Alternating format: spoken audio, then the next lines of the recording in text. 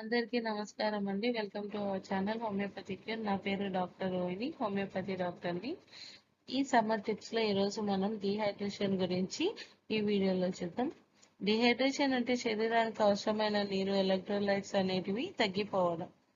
ముఖ్యంగా వేసవిలో చెమటలు పట్టే పనులున్నాయి, లేదంటే నీరు అనేది తక్కువ తాగడం వల్ల ఈ డీహైడ్రేషన్ అనేది ఎక్కువగా చూస్తుంటాం. మెయిన్గా మన శరీరంలో సుమారు 60% దాకా నీరు అనేది ఉంటుంది.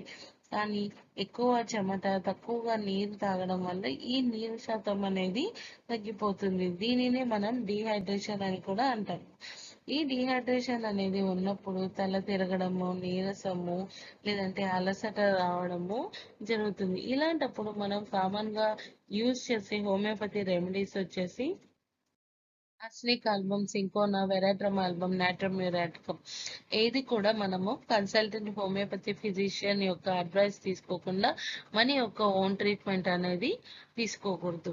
మన యొక్క హోమియోపతి ట్రీట్మెంట్తో పాటు మనం డైలీ డైట్ అనేది ప్రాపర్గా తీసుకుంటే ఈ డీహైడ్రేషన్ అనేది తొందరగా మనము తగ్గించవచ్చు.